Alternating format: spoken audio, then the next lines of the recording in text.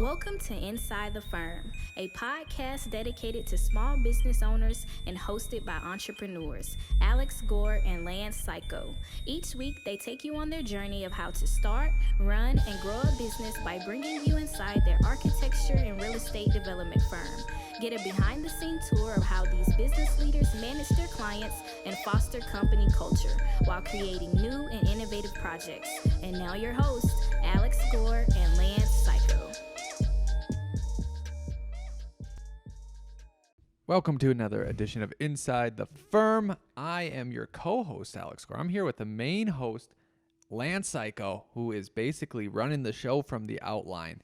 But before we get to him, I just want to mention one thing. If you are looking to up your Revit skills or improve your speed, proficiency, or the level of detail that you produce in your drawings, go to revitrocketship.com. Check it out.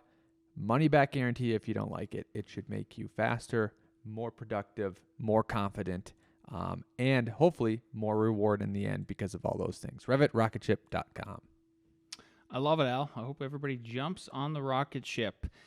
I also want to remind you and the listeners about ARCAT. With project conditions changing and limited time to get things done, it's good to have information at your fingertips. ARCAT.com provides architects, engineers, spec writers, and contractors with the most comprehensive libraries of building product content and design so you can access it quickly and efficiently. Even better, ARCAT.com is free to use and requires no registration, so visit today and access the information you need now. I also want to remind everybody about PellaLuxury.com/the firm. Head over to that link, click on it. Take a look at what they do. Pella Luxury is a world-class collection of brands brought together to provide window and door solutions to the building industry and beyond. Duratherm and Riley are the true pioneers of industry. They are doing what no one else has done building, and they are designing beyond the status quo. These brands do not push beyond the limits. They set them. Explore PellaLuxury.com/the firm today. That's PellaLuxury.com/the firm. Let's talk about basics, okay? Yeah. Website. Every firm should have a website. But how do you get to those websites? You normally get to those websites through Google, and there's Google business listings and there's Google ads. So let's talk about what is a Google business listing and how do you get it up to par? Yeah.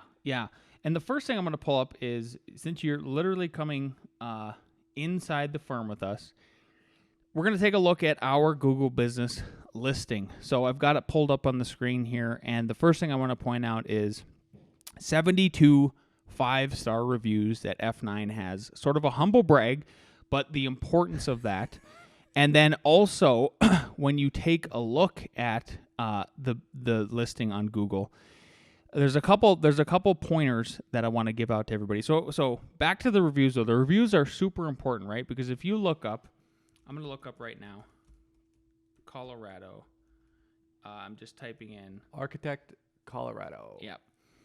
And what I usually find is, Architect Colorado. I'll go to Maps. Yeah, maybe in Maps is what I need to go. Just Google Maps. Maps. That's weird. That is not something like that. Shoot, why aren't they pulling This up? is weird. Let me just go to Google Maps. Yeah. There we go. And then architect. I'm just going to type in architect. Perfect. This is what I was hoping for, right? So if I zoom out a little bit further, too, I think that'll be helpful. Perfect. Yeah. Even better, yep.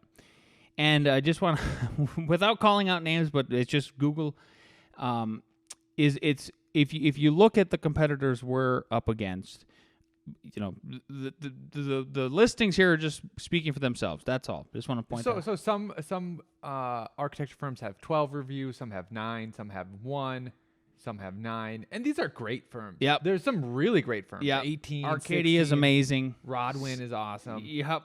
Sulphur Span. Yep. I mean, yep. Yeah. But look at, and then Colorado Pond Pros is a landscape architect, but still they're killing it. 42 reviews, an average rating of 4.5, right? But look at how well you can position. Sound is amazing. Yep. Look how well you can position yourself if you ask for those 5-star reviews at the high point, at a positive point. Usually for us, it's when, hey, you guys have obtained your permit. awesome. It was a pleasure serving you. We would be grateful for your 5-star review. And that sets the base for your awesome Google business profile. And I realized that, so the biggest, the thing about the Google business profile is like, it's not just about those 5-star reviews, right? It's about something else. So what I have here is, there we go. An article by Fitz Small Business, perfect for us, right? About the Google business listing, okay? And why this is relevant is we recently switched. We took marketing money we were spending in Facebook and switched it over to Google Ads, coupled with the base that we have set up for ourselves for success with a Google business listing that is complete. It has a ton of reviews. It's got projects on there, and everything else that goes with that. Al, how have you've been on fire with sales lately and inquiries and everything, so much so that you actually passed it on to me yesterday. What have you seen as far as an increase in quality leads? Yep. 3 new clients, and stay on this, please, this page. Yeah. 3 new clients in great housing clients in like 2 weeks.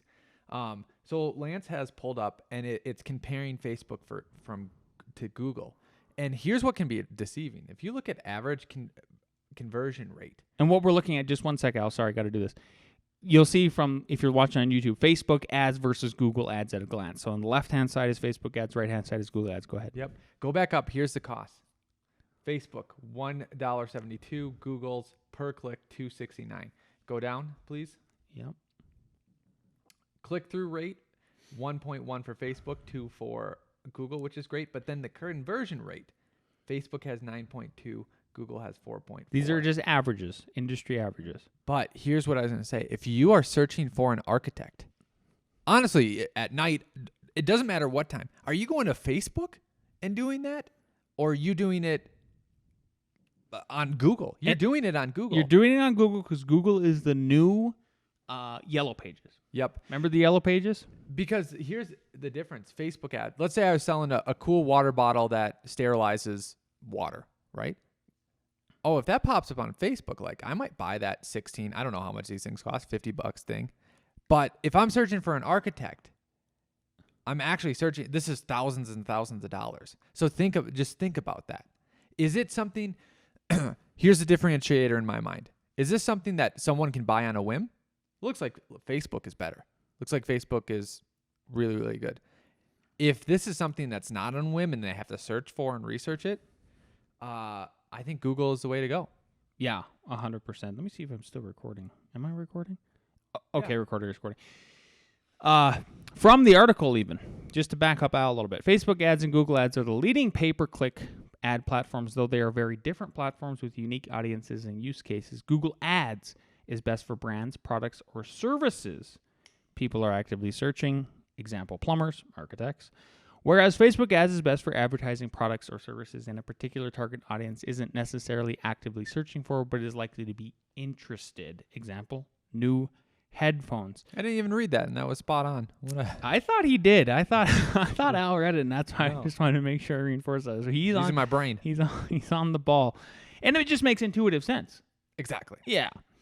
So I'm also really glad that Al talked about the conversion rates and the average click-through rate. So what I had, our wonderful marketing team over at Blossom Marketing, I have no idea, Aaron, how busy you guys are, but I did, in a private conversation we had this morning, I did say, hey, we are going to be plugging you guys a little bit on the show today because they've done such a great job for us. If they do have openings and you are an architect or similar and are looking for a perfect marketing team, these guys rock. So to compare, what I was going to show is I took some snippets from the emails that Aaron and I sent back and forth, and that was the average conversion rate for us has been, in August, for example, we spent only $250. Our average conversion rate was 7.16. September, it was 10.13. October to date, 20.29%. Aaron then said, this is amazing. Budget is $500. We've only spent $100 so far. And obviously, as Alex was saying, it is for us. It has just been like a hockey stick Yep. sort of rate. So and then our average click through was below the industry standard in August, 1.17. September, 2.52. October to date, 4.42%. Huge. So back to the article again, just to compare those. The average click-through rate, again, we were below, but now we're trending above. And the conversion rate we're like destroying out of the water. But it all starts from that fundamental base Yep. of a solid Google business listing. So I can't really stress that enough. So if you're wondering, because Alex and I ask this all the time, like, to the marketing team, like, should we be spending, like, what is the conversion rate? Are we just blowing money? Like, where should we actually be spending our money? And our conclusion is that we are on the right track right now with Google AdWords. So, Yep. Absolutely. okay, cool. I hope that was helpful. Check out Blossom Marketing again. Those guys are awesome. Gals. And Were you going to go to point number 2? Digital Examiner, Google Business Profile? oh, yeah. I'm sorry. I had another link. Let me go back to that real quick. Google Business. Why is it needed? Why do I need it? So this article also backs it up, right? A couple bullet points I'll go over. Google My Business allows for the following marketing strategies, all of which can help increase your client base and revenue stream. Google My Business allows you to engage with customers directly through Google. You can respond to reviews, enable direct messaging, set up alerts. You can even use Google My Business to publish posts to your Google Business profile. Through your Google My Business account dashboard, you can provide a business hours, link to your company website, products, pricing, other details, right? And so get all that, again, get all that stuff in there. The photos are super important. And basically, the last thing they say is, this is what kind of to recap the whole thing. In order to have an effective Google My Business account, you must complete all elements of your profile. So don't leave any stone unturned. You must also verify your location, add real images, videos of your business, also incorporating keywords in your profile, encouraging reviews, and answering all questions. Optimize your profile. Finally, it's imperative to keep your information up to date. Once you have my Google My Business account, the sky is the limit in terms of accessing potential customers. Finally, here's the kicker. By utilizing SEO strategies to optimize your account, you can increase your revenue stream, and we are doing it here. So don't take my word for it. All the folks are saying it. We're saying it from on the ground here. It is working. If it was me, that's where I'd be spending my money. Okay, next thing, since I'm kind of running the topics for you, is rude potential clients and what to do about them. Recently, we've had some pretty interesting interactions with people. Supposedly, Al's the bad guy in a few instances, even though I'm usually the bad guy, apparently. Yeah. But I wanted to talk about what you can do and what I've been advocating for a very long time. So my most recent interaction was we use Thumbtack as well to generate leads for us.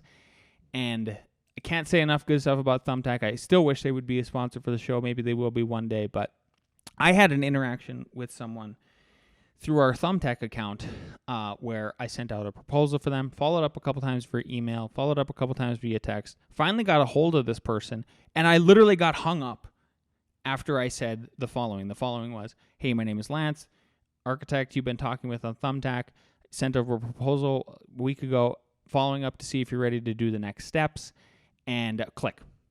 Just click. I was like, this is crazy. So rather than just complaining and not doing anything about it, what I did is I sent a report back to Thumbtack and said, hey, this is what happened. It would be nice so first of all, I think I should get a refund for this because this is a very low quality, poor lead. I literally got hung up on, and we shouldn't have to pay for it. It would be nice if one day you guys would allow reverse reviews. So why aren't we allowed to review potential clients or even existing clients? Like, it's got to go back and forth because with Thumbtack, you basically, there's two sides to it. There's the professional side and then there's the customer side. Sure enough, I couldn't believe it this morning, 6:53 a.m. I got the email pulled up here. Got an email back from support at Thumbtack. Good morning, Lance. My name is Austin. I'm with Thumbtack Support. I wanted to follow up regarding the experience you had with Samantha. I am sorry that you had that experience. It sounds like she was very rude and unprofessional towards you while you were doing everything in your power to create a great experience for this customer. I know other sites let pros or businesses give a rating towards customers, so that is not a bad idea. Blown away that they actually are still entertaining this, and I am pushing hard for it. Definitely something to take back to my team as some feedback. Sure enough, so then I responded back and said, thanks for all the compliments, blah, blah, blah. They emailed back one more time and said, I think it would be and I basically said, I'm glad you guys are open to the reverse review idea. And he goes, I think it would be beneficial as well. So feel free to speak up. And I think if enough of us do this on every lead generation area that we can, or entity, even if it's Google Business again, if enough of us speak up, I think eventually the professionals are going to get their voices heard, and we will get to do the reverse reviews. That way there's accountability, and I wouldn't even call it competition, but it's just leveling the playing field. Yeah, like Uber and all of that. Yeah, like Uber. Exactly. Yeah. So it's weird because I've heard an anecdotal story, but like we know this from going to city councils. It's not what the actual public wants. It's who shows up and complains. So, for example, bingo. Whenever you're trying to get something done, you group everyone together. You all go to City Hall. 5 people talk about the same thing. Man, the whole city must be thinking this. How did they get 5 people to show up at the same time? When really it's like the 5 people complain about it. You're like, hey, should we all show up at the same time? Yeah, that seems great. Yeah. The same thing. I heard it with a store. I can't remember where I was listening to, but this lady wanted a certain type of bread at this store, and she went in and asked for it, and they said, no, we don't carry that, can't have it. She comes in 2 weeks later, it's there, and she asks the same. She goes back to the manager like, oh, this is great, thanks for doing this. She's like, yeah, someone else came in and asked for it. So, and she goes, it was literally 2 people, like 2 people asked for it, so then they carried the bread.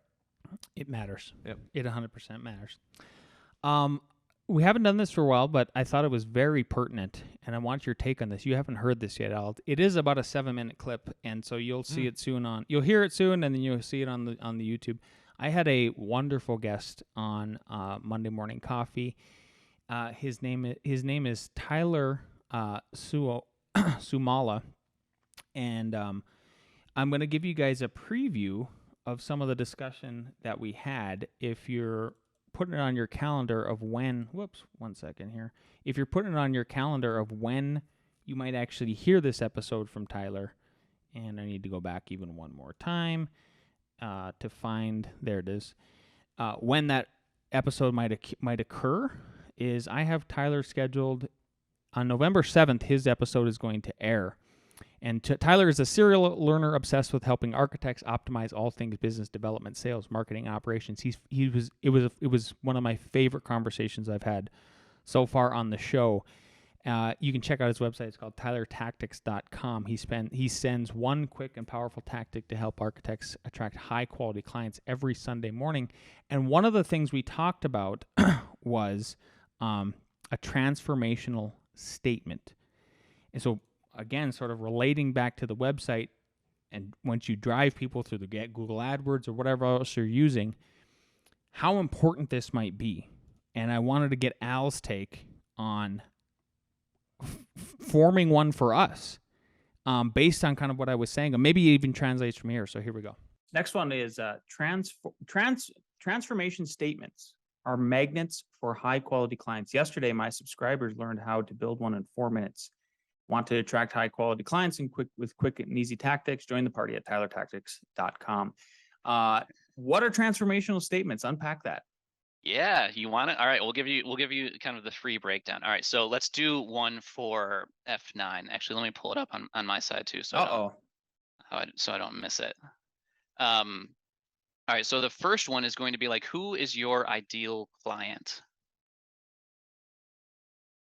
If you were to group it like as I've seen your website, it seems like you do mostly residential. Maybe I would. Yeah, that true? about 50%. Well, I just tell people this. Maybe I should have a spreadsheet at some point. I would say 50% of our work is single family, 25% multifamily, and 25% the rest is institutional, commercial, light industrial, that sort of thing. Yeah. Okay, perfect. So let's take the single family as an example, just for this, and say what is the normal state of the single family like client that's coming to you? Are they coming to you because they're growing and they want a bigger home? Are they coming to you because, like, what's the primary challenge that they're coming to you for? Yeah, I would say what they're doing is they're either let's just do if it's new construction. If it's new construction, it could be a multitude of things. But if I had to boil it down, I would say it is folks that are probably that are ready to take that next leap. They're seasoned buyers, folks that have owned previous homes. Maybe this is their second or third time around. Maybe they've never worked with an architect, and that's okay. But they certainly have lived in and owned enough homes to know what they hate. Okay, and, yeah. And that's usually one of my favorite questions to ask them. Yeah. And it kind of throws them off, but I'm like, it's such a good icebreaker. I'm like, just tell me what you hate. Like, I want to hear it. I want to hear exactly what you hate, so I know how to transform your, what your needs are based on that sort of what you never want to experience again in a piece of residential architecture, how we facilitate that for you. They're usually high earners. They're usually a combined where we operate 200K plus sort of family. So they're in that 1%, not the 0.1, but the 1% for sure in terms of just America. And they're usually educated. They're usually highly educated. They usually at least both have bachelor's, maybe master's, and they're usually, a lot of them are in the software. We're kind of like in a Silicon Valley-ish area in Boulder Valley. Yeah. So I think you'd have the option then, like, so what I say is, like, grab your ICP. So your ICP in this case is like a family, and add an adjective before it. So I think based on what you just told me, I'd say you could either say like growing families, or you could say high earning families, like one of those two. So is one of those sound like more attractive to you? The high earning family. Okay, so let's say high earning family. All right, so then the second one is endpoint. What are they coming to you for? What is the outcome that they're hoping to get when they come to you?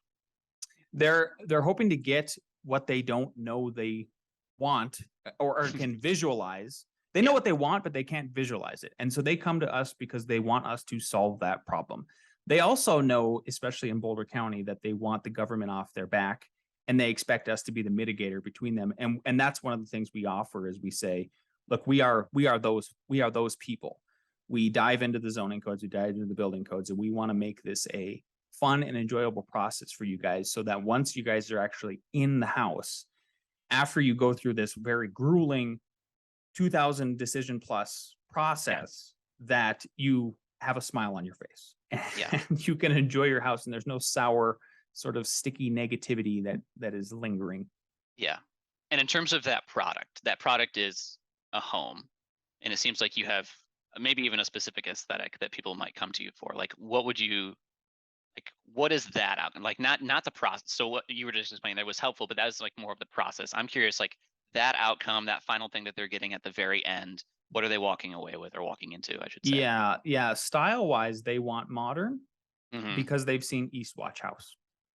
Over and over again, they've seen Eastwatch House, and that has been our spearhead since we made the cover of Builder Magazine in 2021. Yeah, so they want a modern architectural home, a modern architectural home. Modern architectural home. Modern architectural home. Okay, so you have high earning families that want a modern architectural home. And then you kind of talked about this, I think, in the last one, but the last thing I say is differentiation. So what is something that your firm does extremely well that your clients are typically excited about, that, like, the people, that differentiate you from your competition? We model it like it's built, and therefore our drawings and our models don't lie. And we back that up with the fact that we are also builders. And they have, when they come to our office and we can walk them through literally the office that we built, designed, developed, they feel confident in who they're hiring, and it sort of washes away all of this worry, because that's the biggest problem is folks come and they go, first of all, we don't know what an architect does. So we explain that. And then the second thing they worry about is that they're like, how do I know I'm hiring the right architect? Somebody that's going to really alleviate all of this stress. I can't stress enough to these potential clients, like, you will make 2,000 plus decisions on this house. It is a daunting task, but we're here to help you navigate through that. Yeah. So it almost sounds like, I mean, it's like knowledge, but you focus on like a stress-free experience, as stressless as it can get, right? I mean, that's impossible to be stress-free, but let's say stress-free for the sake of marketing. So you help high-earning families that want a modern architectural home, and you differentiate that through, let's say, stressless experience. So those are like your X, Y, and Z. And so you frame those together, you can do it like a few different ways, right? So it'd be, we help X design or create Y with or without Z. So it could be, we help high earning families create modern architectural homes without stress. That's like that tells someone comes to your website, you have that on your header right there. That tells that family exactly what they're looking for. And I can guarantee you that you're the only one in your area that's saying that exact thing, that's speaking specifically to that client. And that's why, like, I call it a transformation statement, because you're speaking directly to the people that you want and telling them exactly what they're going to get, and the way that they're going to get it and why it's different. And that's so powerful, because you're going to be the only one saying that, and you can consistently lean on that throughout the process of them deciding what architect they want to lean on. This is what we do. Like, that's what you said. Like, this is literally what we do. You are a high earning family. You do want a modern architectural home, and you don't want the stress. And we're the only ones that do that. Thoughts? I like it, and then I'm extremely cautious Okay. because you focus on that person or that group. Yeah. And by default, you are excluding everything else. So if you come, and I have a semi-solution. If you come to our website and you see that, and you go, oh, that's not me. Yeah. They don't do multifamily. They don't do, like, they might not consider themselves high earning. Depending, like, they might make $200,000 a year and be like, oh, I don't make $1 million a year. Yeah. And then, like, it's not, these people aren't for us because it's so clear that that's who they want. Yep. Verse. And what if it's still a stressful? What if no matter what our efforts are, it's still a stressful? It's still a stressful endeavor, right? Yeah. It's like Tyler was saying, you can't get rid of all the stress. Go ahead, you're in. So I think that maybe those could be ads that then link to our portfolio page. You know what I mean? Like, are you this? Or right? Is that Aaron? Are you listening? Aaron, yeah, right. And we have a meeting with her next week, so we should talk to her about this. What if it's a series of these? Yes. Yeah.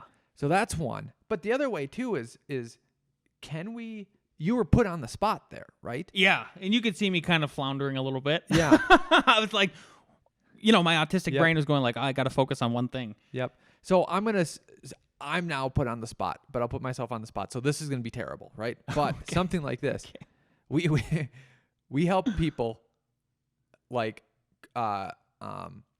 we help clients. Yep. Design amazing structures that will actually, like in a stress-free working environment or something like that. Something like that.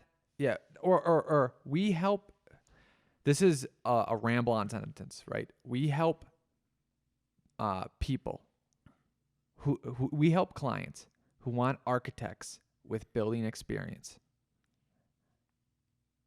design the building of their dream in a stress-free environment. So, like, can we change it so that it isn't so exclusive? Yep. But the thing is, here's all the trade-off. It's always a trade-off. Yeah. Like, if we had enough clients, like, this is what he would say to that. Like, well, if you could only get those clients, wouldn't you want to do only that? Yes. But what happens when those clients go away when the economy crashes?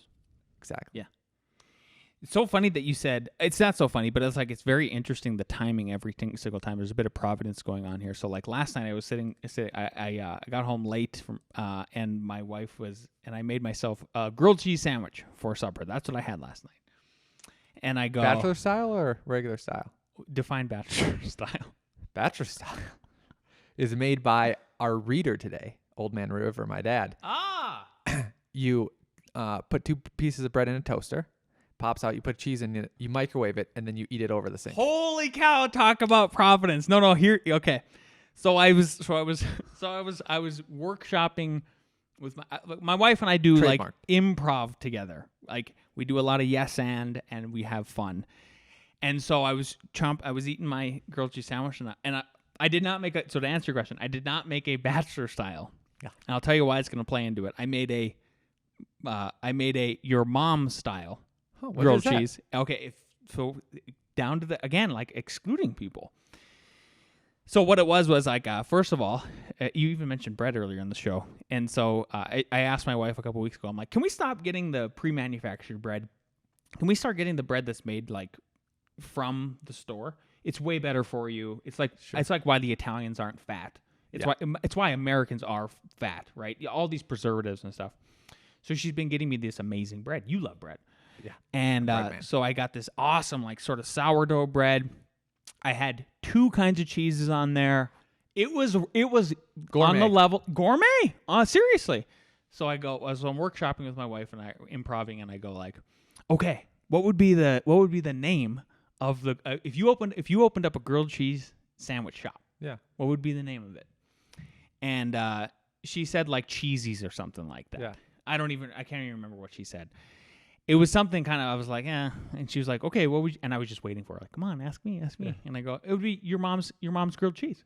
I'm like, and then here's the exclusivity part. She goes, well, my mom's grilled cheese was terrible. Like, I wouldn't go to your shop because like all I would think of is my mom's grilled cheese. Her mom, she skipped one step. So your dad is a little bit better. Old Man River, if you're listening, you made slightly better grilled cheese sandwiches. He'll be happy to hear. He'll be happy to hear Here's this. the step she missed. Michael. She would just take 2 raw pieces of bread, put some cheese in the middle, and microwave it. She wouldn't even toast it. No, wrong. Okay. Incorrect. So then I go, she goes, you know what you should, my mom's nickname is Beezy. Everybody calls her Beezy. She goes, you should call it Beezy's Cheesies. Yeah. And I was like, that's actually not bad. Yes. I was like, that's pretty good. Yes. And I go, okay, but could I at least have on the menu then when you walk in, your mom's grilled cheese as like the best one that I think it is? Yeah. And she goes, yeah, but I would never order it because I would still think it's just microwaved in a microwave. So if Runza can be a restaurant that exists, I think Beezy's Cheesies, and this is how I would feel free to steal this idea, or let's just make it. Let's put some money down and make it. Okay. It has to be fast food like a Ziggy's, like those coffee shops that are in parking lots. And it's only a couple things, okay? And this is not good for the American health whatsoever. Okay. Thanks for clarifying. Yep. Cheeseburgers, hot dogs, maybe chicken strips. Not bad. That And would be tasty. Yep. That's it. That's it. Yeah. I don't want to perpetuate this like fast food society and all that, but like Beezy's Cheesies. Not bad, right? Yeah. Beezy's Cheesies. Exactly. It's got a big old, the sign has like you know how convenient? Like, I can get a hot dog or I can get that or chicken strips. Sure. Like I'm on the run. Yeah. I gotta go get it. Yeah. Yeah. Oh, what if time out? Sourdough bread, like you said. Get some good cheese. You can get decent hot dogs. I wonder. And dude, if we do the Cane's way, they just use the same bun for like everything. So like the sourdough bread becomes your hot dog bun. Yeah. Beezy's Cheesies. And sorry. Can we add bread under butter? Wow. Which is just buttered bread, but with a lot of butter. That's it. Yeah. Okay. Yeah. Okay. What do we got next, Al? We got, I believe we got a read from Old Man River. Let's hear it. Hey, Alex and Lance. Old Man River here, and I'm glad you guys liked the meme I shared this Tuesday morning, October the 4th. And as far as the words that I had in that, I'd seen them before, really liked them, and I'm glad you guys like them too. And they went like this. You either want it or you don't. There's no in between. If you want something bad enough, you'll fight for it. If it's important, you'll find a way, and if you don't, you'll find an excuse. Thanks, guys. Have a good one. There we go. You know, I toy with this all the time in my head. I see people on social media, especially millennials and Gen Z, posting about how I can never afford a house. That is your excuse for not, do you really want it? You will, if you really want to get into your first starter house, you will do whatever it takes. You will eat sliced bread manufactured with cheese in it, and you will just microwave it for 30 days and save your money and save up the down payment to get into that house. 100%. Old Man River, thanks so much for that. One thing I would say is I really appreciate the evolution you've taken on Facebook. I feel like you're starting to get a little trolly. I really appreciate that. And the second thing is the memes. I showed Al the other day. I was like, your dad's making memes. He's like, he's not making memes. I'm like, that's a meme. Go to, I want you to, Old Man River, you'll love this. Go to imgflip.com. imgflip.com. That's where I make most of my memes. I am unleashing, what am I unleashing? A monster, a meme monster giving you this information. See, there's all kinds of free images on there that you can make your memes on now and share them with us. The reason why I said it isn't a meme, what you don't know, he's been doing this for the last 15 years and just sending them to us via email. Oh, now he's public. Yeah. With it. Literally, he's been memeing before memeing was memeing. He's the original meme master. Yep. Okay. All right. So let's go to our last segment, ARE Jeopardy, and bring down the crew. Let's do it.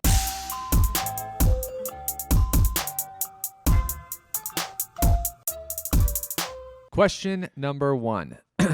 According to the IRC, exterior walls are required to be rated for exposure to fire from both sides if the fire separation distance is of how many feet or less? Is it A, 3 feet, B, 10 feet, C, 5 feet, or D, 15 feet? I wanted to collude and do ADA questions, but everyone was. What do you C? The answer is B, 10 feet. Question 2. Projections are not permitted in a fire separation distance of less than, is it A, 3 feet, B, 2 feet, C, 5 feet, D, 10 feet? What was the question again? Projections, like an overhang, are not permitted if the fire separation distance is less than how many feet? 3 feet, 2 feet, 5 feet, 10 feet. According to IRC? Nope. Yep. Nope, sorry. B. Oh, IB. Oh. Oh, and the first one was IBC too. Thank you. Oh, okay. Yeah, correct that just to do it. You both are incorrect. It is A. What do we got for scores? 0. 1. Ross attacks. You have 0 too, Jason? Okay. All right, number 3. Wait. What? Are you incorrect? What did you do? Yes, because they can project 24 inches in 5 feet. That's the most they can project to then 3 feet, which means 0. Yeah. Number 3, what is the calculated amount of illumination on a surface called? Is it A, surface illumination area, B, foot candle, C, candle foot, D, illuminary? Wait on Jason. All right, Jason says B, foot candle. T-Money? B, foot candle. You guys are both correct. Ross, what did you say? Also foot candle. All right. Number 4. This could be the winner. What is one disadvantage of using a steel structural system? A, expense. B, cost. I guess it's the same thing. C, code. D, fireproofing. What is one disadvantage of using a steel structural system? A, expense. B, cost. D, code. C, code. D, fireproofing. So it's a disadvantage. Yep. Yes. One is one disadvantage. Yes, sir. Yep. For the win. D, what'd you pick? Cost? Correct answer is D. Team You money. had it. You had it. Team money. Where are we going to eat? That pizza place. Pizza place. Yay. Okay, that's it. All right, Take us out. if you like this episode, watch it on YouTube, like, subscribe, leave us a positive comment. If you're listening on to iTunes or any terrestrial format, leave us a 5-star review on iTunes especially. We'll see you next week.